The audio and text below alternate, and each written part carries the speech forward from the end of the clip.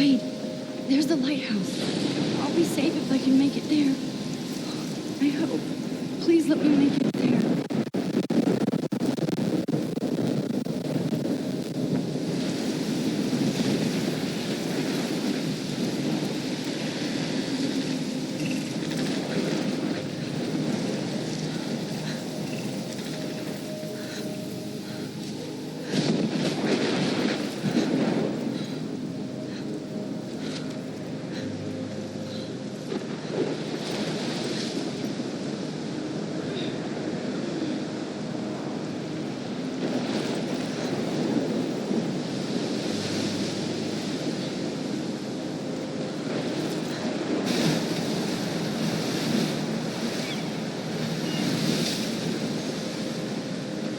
Holy shit.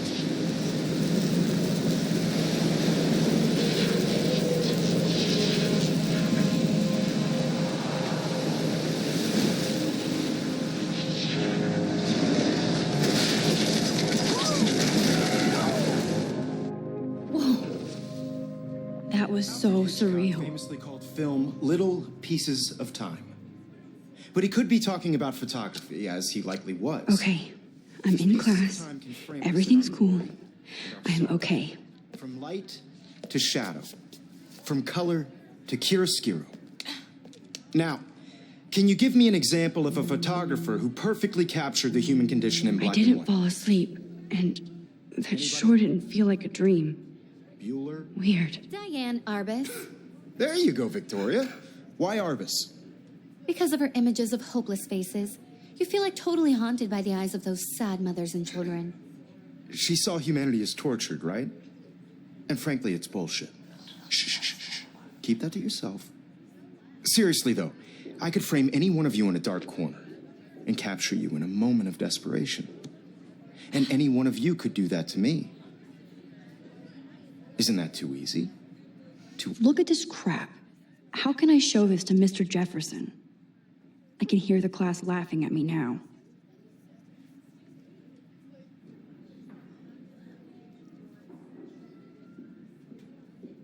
Obvious? What if Arbus chose to capture people at the height of their beauty or innocence? She had a brilliant eye, so she could have taken another approach. I have to admit, I'm not a big fan of her work. I prefer Robert Frank. Me too, Victoria. He captured the essence of post-war beat America, and there was honesty about the economic conditions of the era, but a beauty in the struggle. You don't have beauty without a beat, which I believe Max has taken what you kids call a selfie, a dumb word for a wonderful photographic tradition, and Max has a gift.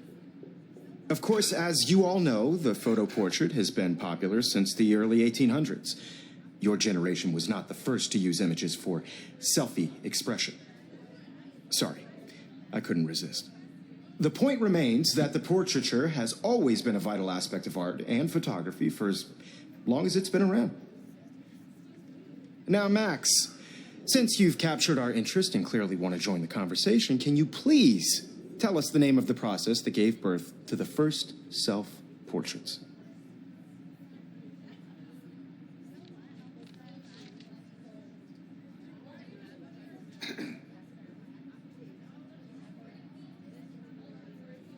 You're asking me? Let me think. You either know this or not, Max. Is there anybody here who knows their stuff? Louis Daguerre was a French painter who created daguerreotypes, a process that gave portraits a sharp reflective style like a mirror. Now you're totally stuck in the retro zone. Sad face. Very good, Victoria. The Daguerrean process brought out fine detail in people's faces, making them extremely popular from the 1800s onward.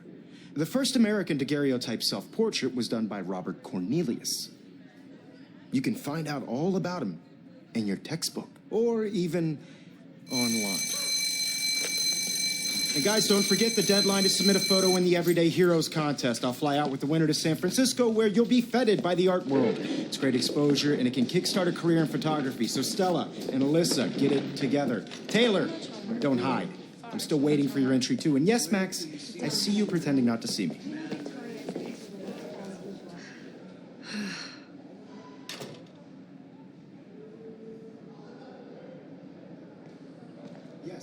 Victoria doesn't waste a second kissing ass. Even if you're submitting your photo for the competition, everybody in class is turning in a photo. So, you see the dilemma? I know, Mr. Jefferson.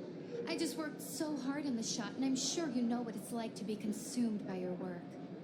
I just really think Everyday Heroes is an important cultural event, and I want to represent Blackwell Academy. You have just by participating.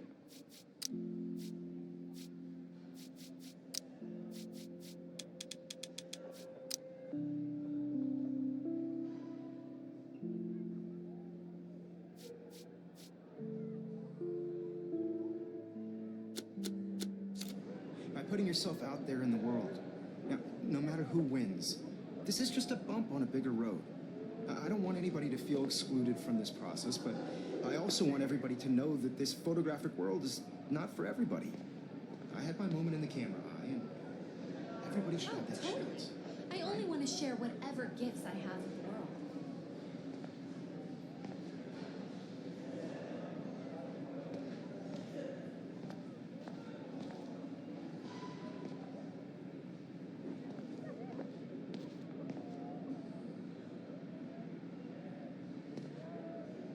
Another daily fail in front of the world.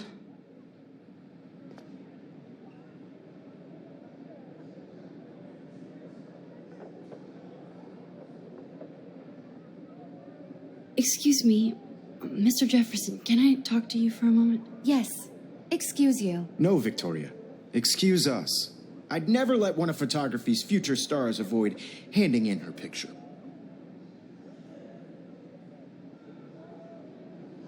Do I have to? I just don't think it's that big a deal. Max, you're a better photographer than a liar. Now, I know it's a drag to hear some old dude lecture you, but life won't wait for you to play catch-up. You're young, the world is yours, blah, blah, blah, right? But you do have a gift. You have the fever to take images, to frame the world only the way you envision it. Now, all you need is the courage to share your gift with others. And that's what separates the artist from the amateur.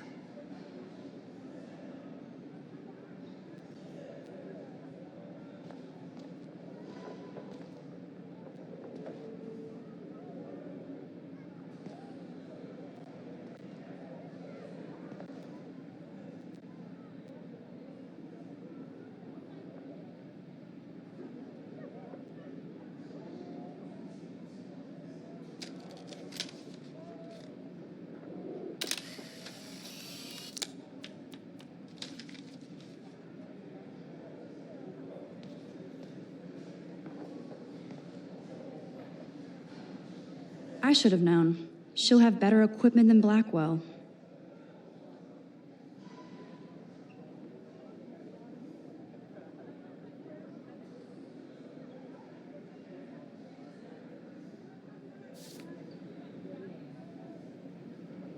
Of course, Victoria has to have the bestest, newest, most expensive everything.